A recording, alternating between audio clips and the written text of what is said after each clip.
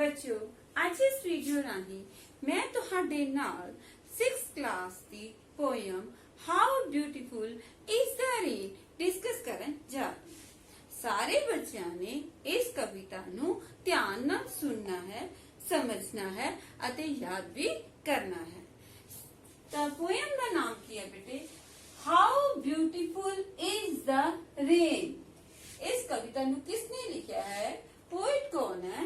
Henry Wadsworth Longfellow.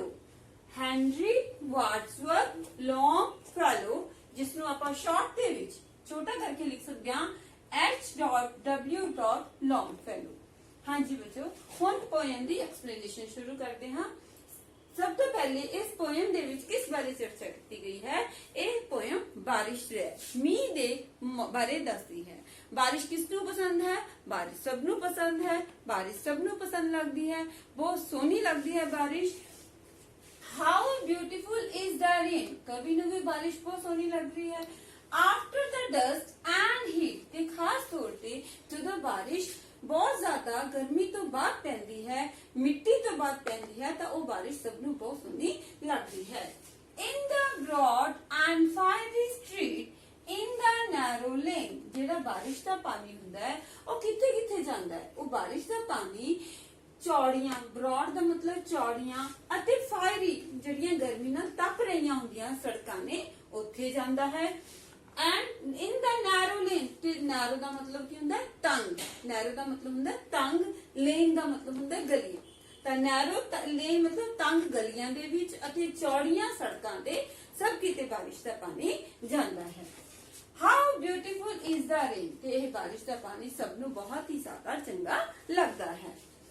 How it clatters along the roof, ਹੁਣ ਜਿਹੜਾ ਬਾਰਿਸ਼ ਦਾ ਪਾਣੀ ਹੈ ਜਦੋਂ ਛੱਤ ਤੇ ਪੈਂਦਾ ਹੈ ਤਾਂ ਬਹੁਤ ਜ਼ਿਆਦਾ ਖੜਕਾ ਹੁੰਦਾ ਹੈ। ਤੁਸੀਂ ਸਭ ਨੇ ਇਸ ਖੜਕੇ ਦੀ, ਬਾਰਿਸ਼ ਦੇ ਪਾਣੀ ਦੇ ਖੜਕੇ ਦੀ ਆਵਾਜ਼ ਸਭ ਨੇ ਸੁਣੀ ਹੋਊਗੀ। ਬਹੁਤ ਜ਼ਿਆਦਾ ਕਲੈਟਰਸ ਦਾ ਮਤਲਬ ਹੁੰਦਾ ਖੜਕਣਾ, ਤਾਂ ਬਹੁਤ ਜ਼ਿਆਦਾ ਖੜਕਾ ਹੁੰਦਾ ਹੈ, ਸ਼ੋਰ ਪੈਂਦਾ ਹੈ। ਲਾਈਕ ਦ ਟ੍ਰੈਂਪ ਆਫ ਹੂਪਸ, ਇਸ ਤਰ੍ਹਾਂ ਲੱਗਦਾ ਹੈ ਕਿ ਜਿਵੇਂ ਬਹੁਤ ਸਾਰੇ ਜਾਨਵਰ ਆਪਣੇ ਪੰਜਿਆਂ ਦੇ ਨਾਲ ਉਸ ਤੇ ਖੜਕਾ ਕਰ ਰਹੇ ਹੋਣ, ਸ਼ੋਰ ਕਰ ਰਹੇ ਹੋਣ ਛੱਤ ਤੇ। ਹੂਪਸ ਦਾ ਮਤਲਬ ਕੀ ਹੁੰਦਾ ਬੇਟੇ? ਜਾਨਵਰਾਂ ਦੇ ਪੰਜੇ, ਜਾਨਵਰਾਂ ਦੇ ਪੰਜੇ। How it gushes and struggles out, ਕਹਿੰਦੇ ਜਿਹੜਾ ਬਾਰਿਸ਼ ਦਾ ਪਾਣੀ ਜਦੋਂ ਬਹੁਤ ਜ਼ਿਆਦਾ ਇਕੱਠਾ ਹੋ ਜਾਂਦਾ ਹੈ ਤੇ ਬਹੁਤ ਤੇਜ਼ੀ ਨਾਲ ਬਾਹਰ ਆਉਂਦਾ ਹੈ, ਇਸ ਤਰ੍ਹਾਂ ਲੱਗਦਾ ਹੈ ਜਿਵੇਂ ਇਸ ਪਾਣੀ ਨੂੰ ਬਾਹਰ ਆਉਣ ਵਾਸਤੇ ਬਹੁਤ ਜ਼ਿਆਦਾ ਮਿਹਨਤ ਕਰਨੀ ਪੈ ਰਹੀ ਹੈ। ਸਟਰਗਲਸ ਆਊਟ ਮਤਲਬ ਮਿਹਨਤ ਕਰਨੀ ਪੈ ਰਹੀ ਹੈ। ਗਸ਼ਿਸ ਦਾ ਮਤਲਬ ਬਹੁਤ ਤੇਜ਼ੀ ਨਾਲ ਬਾਹਰ ਆਉਣਾ। From the throat of the overflowing spout, ਇਹ ਕਿੱਥੋਂ ਬਾਹਰ ਆਉਂਦਾ ਹੈ? ਇਹ ਬਾਹਰ ਕਿੱਥੋਂ ਆਉਂਦਾ ਹੈ? ਇਹ ਗਲੀ ਦੇ ਵਿੱਚ, ਇਹ ਪਾਈਪ ਦੇ ਵਿੱਚੋਂ ਬਾਹਰ ਆਉਂਦਾ ਹੈ। ਪਾਣੀ ਪਾਈਪ ਜਿਹੜੀ ਹੈ ਬਿਲਕੁਲ ਪਾਣੀ ਨਾਲ ਭਰ ਚੁੱਕੀ ਹੁੰਦੀ ਹੈ, ਉਸ ਪਾਣੀ ਦੇ ਪਾਈਪ ਦੇ ਵਿੱਚੋਂ ਇਹ ਬਾਹਰ ਆਉਂਦਾ ਹੈ। ਨੈਕਸਟ ਪੈਰਾਗ੍ਰਾਫ ਕੀ ਹੈ? Across the window pane it pours and pours and swift and wide with a muddy tide, ਹੁਣ ਜਿਹੜਾ ਬਾਰਿਸ਼ ਦਾ ਪਾਣੀ ਹੈ ਉਹ ਇਸ ਤੋਂ ਇਲਾਵਾ ਕਿੱਥੇ ਪੈਂਦਾ ਹੈ? ਉਹ ਖਿੜਕੀਆਂ ਦੇ ਸ਼ੀਸ਼ਿਆਂ ਤੇ ਪੈਂਦਾ ਹੈ। ਵਿੰਡੋ ਪੇਨ ਦਾ ਮਤਲਬ ਕੀ ਹੁੰਦਾ? ਖਿੜਕੀ ਦੇ ਸ਼ੀਸ਼ੇ। ਵਿੰਡੋ ਪੇਨ ਦਾ ਮਤਲਬ ਕੀ ਹੁੰਦਾ? ਖਿੜਕੀ ਦੇ ਸ਼ੀਸ਼ੇ, ਉਸ ਤੇ ਪੈਂਦਾ ਹੈ। ਐਂਡ ਸਵਿਫਟ ਐਂਡ ਵਾਈਡ, ਤੇ ਬਹੁਤ ਜਦੋਂ ਪਾਣੀ ਜਿਹੜਾ ਹੁੰਦਾ ਬਹੁਤ ਤੇਜ਼ ਹੁੰਦਾ ਹੈ, ਬਹੁਤ ਜ਼ਿਆਦਾ ਤੇਜ਼ ਹੁੰਦਾ ਹੈ, ਤੇ ਵਿਦ ਅ ਮਡੀ ਟਾਈਡ, ਤੇ ਮਿੱਟੀ ਨਾਲ ਵੀ ਮਿਲ ਜਾਂਦਾ ਹੈ। ਜਿਹੜੀ ਗਲੀਆਂ ਦੇ ਵਿੱਚ ਸੜਕਾਂ ਤੇ ਮਿੱਟੀ ਹੁੰਦੀ ਹੈ ਉਸ ਨਾਲ ਵੀ ਮਿਲ ਜਾਂਦਾ ਹੈ ਬਾਰਿਸ਼ ਦਾ ਪਾਣੀ।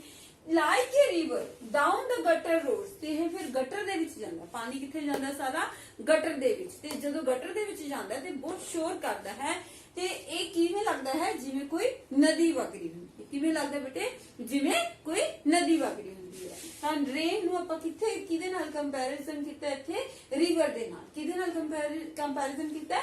ਰਿਵਰ ਦੇ ਨਾਲ। ਦ ਰੇਨ, ਦ ਵੈਲਕਮ ਰੇਨ, ਰੇਨ ਬਾਰਿਸ਼ ਤੇਰਾ ਬਹੁਤ ਜ਼ਿਆਦਾ ਸਵਾਗਤ ਹੈ। ਬਾਰਿਸ਼ ਸਾਨੂੰ ਸਭ ਨੂੰ ਬਹੁਤ ਜ਼ਿਆਦਾ ਪਸੰਦ ਹੈ, ਤੇ ਸਾਨੂੰ ਬਾਰਿਸ਼ ਜਿਹੜੀ ਹੈ ਬਹੁਤ ਚੰਗੀ ਲੱਗਦੀ ਹੈ। ਬਾਰਿਸ਼ ਦਾ ਪਾਣੀ ਬਹੁਤ ਵਧੀਆ ਲੱਗਦਾ ਹੈ। ਬਾਰਿਸ਼ ਦੇ ਪਾਣੀ ਦੇ ਡਿੱਗਣ ਦੀ ਆਵਾਜ਼ ਬੜੀ ਪਸੰਦ ਹੈ, ਤੇ ਬਾਰਿਸ਼ ਨੂੰ ਦੇਖ ਕੇ ਸਭ ਨੂੰ ਖੁਸ਼ੀ ਹੁੰਦੀ ਹੈ। ਤੇ ਇਸ ਕਰਕੇ ਕਵੀ ਕੀ ਕਹਿੰਦਾ ਹੈ? ਦ ਰੇਨ ਦ ਵੈਲਕਮ ਰੇਨ, ਕਿ ਬਾਰਿਸ਼ ਤੇਰਾ ਬਹੁਤ ਜ਼ਿਆਦਾ ਸਵਾਗਤ ਹੈ। Let's discuss now the question answers of this poem. First question is, why does the poet say that the rain is beautiful? है कि रेन जो है वो बहुत सुंदर है। कवि नू रेन क्यों सुंदर लगती है? The rain is beautiful as it presents a lovely sight। ਜਿਹੜੀ रेन है, बारिश है, वो सुंदर है। बारिश सुंदर लगती है। क्यों सुंदर लगती है? क्योंकि ये एक बहुत सोहना दृश्य पेश करती है। बारिश का पानी जो चलता है वो भी बहुत सोहना लगता है। बारिश का पानी छत से डिगदा है, आवाज आती है, वो भी बहुत सोहना लगता है। तो इस करके जो कवि है, कवि की कहता है the rain is beautiful. The rain is beautiful as it presents a lovely sight. बारिश इसलिए सुंदर है क्योंकि एक बहुत सोहना दृश्य पेश करती है। नेक्स्ट क्वेश्चन है which are the places where the rain falls? Which are the places where the rain falls? ਉਹ ਕਿਹੜੀਆਂ ਜਗ੍ਹਾ ਨੇ, ਕਿਹੜੀਆਂ ਥਾਵਾਂ ਨੇ ਜਿੱਥੇ ਪਾਣੀ ਡਿੱਗਦਾ ਹੈ, ਬਾਰਿਸ਼ ਦਾ ਪਾਣੀ ਡਿੱਗਦਾ ਹੈ। ਕਿੱਥੇ ਬਾਰਿਸ਼ ਗਿਰਦੀ ਹੈ? The rain falls on street, ਸੜਕ ਤੇ, ਲੇਨ, ਗਲੀਆਂ ਦੇ ਵਿੱਚ, ਰੂਫ, ਛੱਤ ਤੇ, ਵਿੰਡੋ ਪੇਨ, ਖਿੜਕੀ ਦੇ ਸ਼ੀਸ਼ਿਆਂ ਤੇ। which are the places where the rain falls? ਕਵਿਤਾ ਦੇ ਵਿੱਚ ਕਿਹੜੀਆਂ ਥਾਵਾਂ ਦੱਸੀਆਂ ਗਈਆਂ ਹਨ ਜਿੱਥੇ ਪਾਣੀ, ਬਾਰਿਸ਼ ਜਿਹੜੀ ਹੈ ਉਹ ਗਿਰਦੀ ਹੈ। the rain falls on, ਬਾਰਿਸ਼ ਗਿਰਦੀ ਹੈ, ਕਿਸ ਤੇ ਗਿਰਦੀ ਹੈ? ਗਲੀ, ਸੜਕ ਤੇ, ਸਟਰੀਟ ਮਤਲਬ ਸੜਕ, ਲੇਨ ਦਾ ਮਤਲਬ ਗਲੀ, रूफ ਦਾ मतलब छत, विंडो पेन मतलब खिड़की ਦਾ शीशा। Next question is why does the poet repeat the first line? ਜਿਹੜਾ ਕਵੀ ਹੈ ਉਹ ਪਹਿਲੀ ਲਾਈਨ ਨੂੰ, ਫਰਸਟ ਲਾਈਨ ਨੂੰ ਦੁਬਾਰਾ ਕਿਉਂ ਦੁਹਰਾਉਂਦਾ ਹੈ? ਕਵਿਤਾ ਦੇ ਵਿੱਚ ਦੁਬਾਰਾ ਕਿਉਂ ਬੋਲਦਾ ਹੈ? To give stress on his point that the rain is beautiful। ਉਹ ਇਸ ਲਈ ਕਹਿੰਦਾ ਹੈ ਤਾਂ ਕਿ ਉਹ ਬਾਰਿਸ਼ ਜੋ ਹੈ, ਬਾਰਿਸ਼ ਸੁੰਦਰ ਹੈ, ਇਸ ਪੁਆਇੰਟ ਨੂੰ ਜ਼ੋਰ ਦੇ ਕੇ ਕਹਿ ਸਕੇ। ਜ਼ੋਰ ਦੇ ਕੇ ਕਹਿਣ ਲਈ ਉਹ ਇਸ ਪੁਆਇੰਟ ਨੂੰ, ਇਸ ਲਾਈਨ ਨੂੰ 2 ਵਾਰੀ ਬੋਲਦਾ ਹੈ। Next question is what gushes and struggles out? ਹੁਣ ਬੇਟੇ ਆਪਾਂ ਕਵਿਤਾ ਪੜ੍ਹੀ ਸੀ, ਉਹਦੇ ਵਿੱਚ ਆਪਾਂ ਦੇਖਿਆ ਸੀ ਕਿ ਕੋਈ ਚੀਜ਼ ਹੈ ਜੋ ਬਹੁਤ ਤੇਜ਼ੀ ਨਾਲ ਬਾਹਰ ਨਿਕਲਦੀ ਹੈ। ਕੀ ਹੈ? the rain। ਮੀਂਹ ਜਿਹੜਾ ਹੈ the rain gushes and struggles out। ਕੌਣ ਬਾਹਰ ਨਿਕਲਦਾ? ਕਿੱਥੋਂ ਬਾਹਰ ਨਿਕਲ ਜਾਂਦਾ ਰੇਨ? ਪਾਣੀ, ਮੀਂਹ ਦਾ ਪਾਣੀ ਕਿੱਥੋਂ ਬਾਹਰ ਨਿਕਲਦਾ? ਪਾਈਪ ਦੇ ਵਿੱਚੋਂ। ਤੇ ਉਹ ਪਾਈਪ ਜਿਹੜੀ ਹੈ ਉਹ ਬਿਲਕੁਲ ਓਵਰਫਲੋ ਕਰ ਚੁੱਕੀ ਹੁੰਦੀ ਹੈ ਬਾਰਿਸ਼ ਦੇ ਕਰਕੇ, ਤਾਂ ਇਸ ਕਰਕੇ ਉਹਨੂੰ ਬਹੁਤ ਸਟਰਗਲ ਕਰਨੀ ਪੈਂਦੀ ਹੈ ਬਾਹਰ ਆਉਣ ਲਈ। ਤਾਂ ਕੌਣ ਸਟਰਗਲ ਕਰਦਾ? the rain gushes and struggles out। next question is why is the rain like a track of hooves? ਕਹਿੰਦੇ ਜਿਹੜੀ ਬਾਰਿਸ਼ ਹੈ, ਬਾਰਿਸ਼ ਨੂੰ ਜਾਨਵਰਾਂ ਦੇ ਪੰਜਿਆਂ ਦੇ ਸ਼ੋਰ ਨਾਲ ਕੰਪੈਰੀਜ਼ਨ ਕੀਤਾ ਗਿਆ। ਕਿਹਦੇ ਨਾਲ ਕੰਪੈਰੀਜ਼ਨ ਕੀਤਾ ਗਿਆ? ਬਾਰਿਸ਼ ਦਾ ਜਾਨਵਰਾਂ ਦੇ ਪੰਜੇ, ਹੂਵਸ ਕੀ ਹੁੰਦਾ ਬੇਟੇ? ਜਾਨਵਰਾਂ ਦੇ ਪੰਜੇ, ਉਹਨਾਂ ਦੇ ਸ਼ੋਰ ਨਾਲ ਕੰਪੈਰੀਜ਼ਨ ਕੀਤਾ ਗਿਆ। ਕਿਉਂ ਕੀਤਾ ਗਿਆ ਕਵਿਤਾ ਦੇ ਵਿੱਚ? because the rain clatters along the roof। ਕਿਉਂਕਿ ਜਿਹੜਾ ਬਾਰਿਸ਼ ਹੈ, ਜਿਹੜੀ ਬਾਰਿਸ਼ ਹੈ ਉਹ ਛੱਤ ਤੇ ਬਹੁਤ ਜ਼ਿਆਦਾ ਖੜਕਾ ਕਰਦੀ ਹੈ। ਕਲੈਟਰਸ ਦਾ ਮਤਲਬ ਕੀ ਹੁੰਦਾ? ਖੜਕਣਾ, ਸ਼ੋਰ ਮਚਾਉਂਦੀ ਹੈ ਛੱਤ ਤੇ। ਠੀਕ ਹੈ। ਰੂਫ ਦਾ ਮਤਲਬ ਕੀ ਹੁੰਦਾ? ਛੱਤ। ਤਾਂ ਇਸ ਕਰਕੇ ਰੇਨ ਨੂੰ ਕਿਹਦੇ ਨਾਲ ਕੰਪੈਰੀਜ਼ਨ ਕੀਤਾ ਗਿਆ? ਟਰੈਕ ਆਫ ਹੂਵਸ, ਜਾਨਵਰਾਂ ਦੇ ਪੰਜਿਆਂ ਦੇ ਸ਼ੋਰ ਦੇ ਨਾਲ ਕਿਹਦਾ ਤੁਲਨਾ ਕੀਤੀ ਗਈ ਹੈ? ਬਾਰਿਸ਼ ਦੀ। Yes students, now we will do activity 2 of this poem. What is there in this activity? Pick up words from the text that match the rhyme of the following words। ਇਸ ਦਾ ਕੀ ਮਤਲਬ ਹੈ ਕਿ ਤੁਹਾਨੂੰ ਕੁਝ ਸ਼ਬਦ ਦਿੱਤੇ ਗਏ ਹਨ। ਇਹਦੇ ਵਿੱਚ ਐਕਟੀਵਿਟੀ 2 ਦੇ ਵਿੱਚ ਤੁਹਾਨੂੰ ਕੁਝ ਸ਼ਬਦ ਦਿੱਤੇ ਗਏ ਹਨ। ਤੁਸੀਂ ਪੋਇਮ ਦੇ ਵਿੱਚੋਂ ਉਸ ਦਾ ਮੈਚ ਕਰਦੇ ਰਾਈਮ ਜੋ ਸੇਮ ਸਾਊਂਡ ਪ੍ਰੋਡਿਊਸ ਕਰੇ ਉਸ ਤਰ੍ਹਾਂ ਦੇ ਸ਼ਬਦ ਤੁਸੀਂ ਚੁਣਨੇ ਹਨ, ਲੱਭਣੇ ਹਨ ਅਤੇ ਉਸ ਤੋਂ ਬਾਅਦ ਇਹਨਾਂ ਸ਼ਬਦਾਂ ਦੇ ਸਾਹਮਣੇ ਲਿਖਣੇ ਹਨ। ਸਭ ਤੋਂ ਪਹਿਲਾ ਸ਼ਬਦ ਕੀ ਹੈ ਬੇਟੇ? ਰੇਨ। ਕਿਹੜਾ ਸ਼ਬਦ ਦਿੱਤਾ ਗਿਆ ਆਪਾਂ ਨੂੰ? ਰੇਨ। ਰੇਨ ਸਾਊਂਡ ਵਾਲਾ ਸ਼ਬਦ ਕੀ ਹੈ? Lane.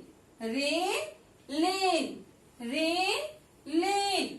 Second, heat, street, heat, street,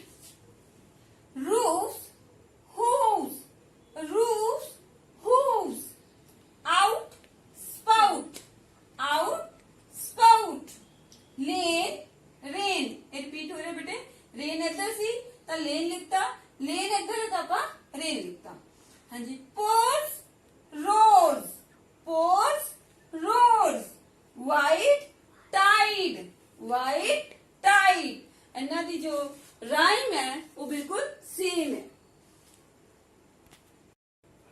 Dear students, now we will do activity 8 of this poem. What is there in this activity? It is punctuation. What is there? Punctuation. बेटे punctuation ਦੇ ਵਿੱਚ ਕੀ ਹੈ जो अपन इस activity ਦੇ ਵਿੱਚ करना है कि कुछ शब्द कोई वाक दिते गए हैं, कुछ अपन सेंटेंसेस दिते गए हैं जिस ਵਿੱਚ कैपिटल लैटर जिथे वरते आपन पता है इंग्लिश ਦੇ ਵਿੱਚ दो तरह ਦੇ ਲੈਟਰਸ ਹੁੰਦੇ ਹਨ, कैपिटल ਲੈਟਰਸ ਹੁੰਦੇ ਹਨ, स्मॉल ਲੈਟਰਸ ਹੁੰਦੇ ਹਨ।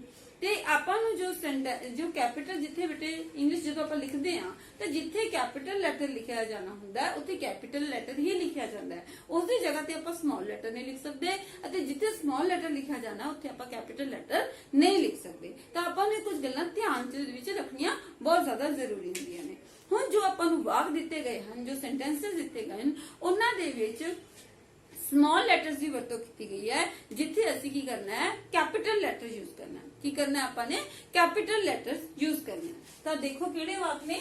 First is she is a good singer. ਇੱਥੇ ਬੇਟੇ ਦੇਖੋ ਐਸ ਜਿਹੜੀ ਹੈ ਉਹ ਛੋਟੀ ਹੈ। ਐਸ ਕੀ ਹੈ ਛੋਟੀ ਹੈ ਤਾਂ ਆਨਸਰ ਦੇ ਵਿੱਚ ਐਸ ਕੀ ਆਊਗੀ ਵੱਡੀ ਆਊਗੀ। क्यों ਵੱਡੀ ਆਊਗੀ क्योंकि capital आऊगी।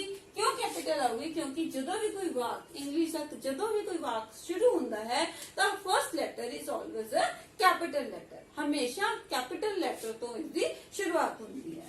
Next is are you a good singer. इतने देखो बेटे फिर सेम गलती की गई है। ए छोटी पाई हुई है, ए छोटी नहीं आऊगी, ए कैपिटल आऊगी, बड़ा बड़ी ए आऊगी। तो आप करेक्ट करता हूं कि करेक्ट किया ए कैपिटल पाती, बाकी सारा अपना बिल्कुल सही है। ਉਹਦੇ ਵਿੱਚ ਆਪਾਂ कोई करेक्शन नहीं करनी है। Are you a good singer कल सिर्फ ए मिस्टेक सी छोटी ए पाई हुई सी ते आप इत्थे की पानी सी ਵੱਡੀ ए कैपिटल ली। Next is does Pratima live in Mumbai. ਇਹਦੇ ਵਿੱਚ ਬੇਟੇ ਤਿੰਨ ਸ਼ਬਦ ਹੈ ਨੇ ਜਿੱਥੇ ਸਮਾਲ ਲੈਟਰ ਦੀ ਵਰਤੋਂ ਕੀਤੀ ਗਈ ਹੈ ਤੇ ਆਪਾਂ ਨੇ ਕੀ ਵਰਤੋਂ ਕਰਨੀ ਹੈ ਕੈਪੀਟਲ ਲੈਟਰ ਦੀ। ਦੇਖੋ ਬੇਟੇ ਡੀ ਛੋਟਾ ਹੈ, ਡੀ ਦੀ ਜਗ੍ਹਾ ਤੇ ਵੱਡਾ ਡੀ ਆ ਜਾਊਗਾ। First letter is always a capital letter. ਇਸ ਤੋਂ ਬਾਅਦ ਕੀ ਹੈ प्रतिमा। प्रतिमा ਕੀ ਹੈ ਨਾਮ ਹੈ। ਜਦੋਂ ਵੀ ਆਪਾਂ ਕਦੇ ਵੀ ਇੰਗਲਿਸ਼ ਸੈਂਟੈਂਸ ਲਿਖਦੇ ਆ ਤਾਂ ਨਾਮ ਦੇ ਵਿੱਚ ਹਮੇਸ਼ਾ ਵੱਡਾ ਅੱਖਰ ਲਿਖਿਆ ਜਾਂਦਾ ਹੈ। ਪੀ ਇਜ਼ ਕੈਪੀਟਲ ਕਿਉਂਕਿ ਇਹਦੇ ਵਿੱਚ ਨਾਮ ਹੈ। प्रतिमा ਕੀ ਹੈ एक नाम है। Live in Mumbai. Mumbai and Mumbai की शहर का नाम है। शहर के नाम दे विच भी एम जिहड़ा है वो capital I. Next sentence is Saurabh lives in Delhi but I live in Chandigarh. हुण इहदे विच देखो first letter is always capital letter तो एस जिहड़ा है आप बड़ा करता एस सौरभ का एस कैपिटल आएगा। Lives lives in Delhi. Delhi बेटे शहर का नाम है तो डी जिहड़ी है वो कैपिटल आएगी। उस तो बाद बट आई आई नू कदे भी आपां स्मॉल नहीं लिखांगे। आई शब्द जो है इंग्लिश दे विच कदे भी जो सिंगल आई आएगा तो वो कदे भी स्मॉल नहीं लिखा जाता है। उसनू असी हमेशा कैपिटल लेटर लिखते हैं। कैपिटल लिखते हैं। Live in Chandigarh. चंडीगढ़ शहर का नाम है। सी जिहड़ी है वो कैपिटल आएगी। नेक्स्ट देखो बेटे I went to the library to borrow books written by Premchand।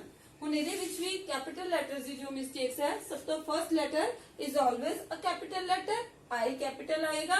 went to the library to borrow books written by Premchand। Premchand की बेटे नाम है। प्रेमचंद की है एक राइटर का नाम है तो पी ਜਿਹੜੀ ਹੈ ਸਾਡੀ कैपिटल आएगी। पी की है कैपिटल आएगी। नेक्स्ट देखो do you have a Samsung phone। की ਤੁਹਾਡੇ ਕੋਲ do you have D capital क्योंकि फर्स्ट लेटर है तो कैपिटल आएगा। उस तो बाद सैमसंग। सैमसंग एक चीज का नाम है, एक जो कंपनी का प्रोडक्ट है उसका नाम है, खास नाम है तो इतने किया होगा एस जो है कैपिटल आएगा। इस तो बाद बेटे हुण मैं तुहानू इस वीडियो राही कविता की समरी भी करवा दी है, क्वेश्चन आंसर्स भी करवा देते हैं, राइमिंग वर्ड्स भी करवा देते हैं ਅਤੇ ਉਸ ਤੋਂ ਬਾਅਦ ਪੰਕਚੁਏਸ਼ਨ ਵੀ ਕਰਵਾ ਦਿੱਤੀ ਹੈ। ਤੇ ਮੈਨੂੰ ਪੂਰੀ ਉਮੀਦ ਹੈ ਕਿ ਤੁਹਾਨੂੰ ਇਹ ਜੋ ਸਾਰੀਆਂ ਚੀਜ਼ਾਂ ਬਿਲਕੁਲ ਚੰਗੀ ਤਰ੍ਹਾਂ ਸਮਝ ਆ ਗਈਆਂ ਹੋਣਗੀਆਂ ਅਤੇ ਹੁਣ ਤੁਸੀਂ ਇਹਨਾਂ ਨੂੰ ਸਭ ਨੂੰ ਯਾਦ ਵੀ ਕਰਨਾ ਹੈ, ਸਮਝਣਾ ਹੈ। ਵੀਡੀਓ ਨੂੰ 2 ਜਾਂ 3 ਵਾਰ ਜ਼ਰੂਰ ਘੱਟ ਤੋਂ ਘੱਟ ਦੇਖਣਾ ਹੈ ਤਾਂ ਜੋ ਤੁਸੀਂ ਇਸ ਲੈਕਚਰ ਨੂੰ ਬਿਲਕੁਲ ਚੰਗੀ ਤਰ੍ਹਾਂ ਸਮਝ ਸਕੋ। Thank you very much.